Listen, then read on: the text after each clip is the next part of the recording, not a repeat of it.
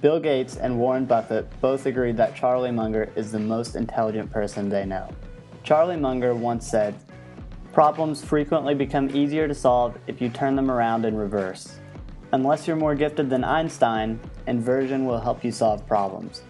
Now let's use a little bit of inversion to solve your trading problems. Around 90% of traders lose money.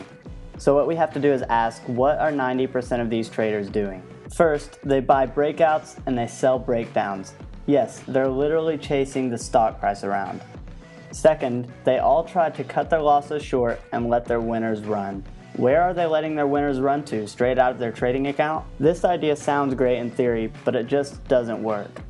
Third, their greed causes them to size their positions way too big. Have you ever heard the saying, don't overtrade, focus on the best setups, and increase your size on the good ones? Look, there's some merit to increasing your size during periods of better opportunity, but don't overdo it or eventually you'll be wiped out of the game.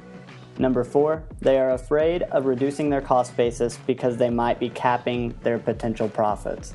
For example, selling a covered call reduces your cost basis but caps your potential gains. Now listen, unlimited profit potential is like a mythical creature. Now you see these 4 things most traders do, but why do they do them? Well, some of it's human psychology, but most of it is because it's what they were taught by investment education websites. I know it sounds a bit hypocritical because I run an investment education website myself, but the difference is they tell you what will make you spend money. Unlike them, I will tell you the truth, even if it's not what you want to hear. Think about it, how appealing does "cut your losses small and let your winners run" sound? Sure, it sounds great, exactly what you want to hear, but anyone teaching this concept has either never traded before or they're just flat out lying. Now, that doesn't mean you have to have huge losses and tiny profits. If you're trading the right strategies, this shouldn't even be an issue.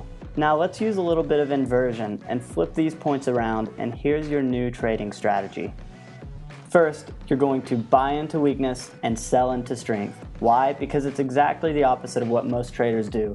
Now you might be saying, but if you're getting long into a sell-off, how do you know when the sell-off is over?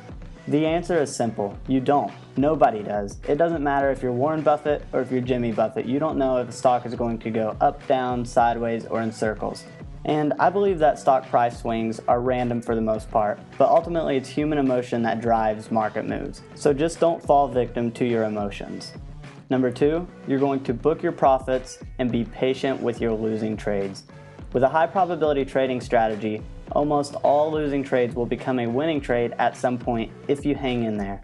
If you're cutting your losses small, you're going to choke out a lot of good trades. And if you're trying to let your winners run, you're going to be very disappointed when your winners just don't freaking run like they're supposed to. Number 3, you're going to keep your position sizes small. It will allow you to make decisions based on logic rather than emotion. The only way to be patient with positions is if you're sizing your positions correctly. If they are too big, then the day-to-day fluctuations in your account balance will cause you to make bad decisions and acquire gray hair at a very young age. And lastly, you're going to reduce your cost basis by placing trades with a defined profit strategy. These are strategies with limited profit potential, but they have a very high probability of success. And listen, if you're buying options, you're doing the exact opposite of reducing your cost basis. Consistently reducing your cost basis will pay you far more than that one home run that you might hit. If you swing for the fence, you're probably going to strike out. Raking in small profits over and over again is where you'll hit a grand slam. Following these simple guidelines will save you many headaches and a ton of money.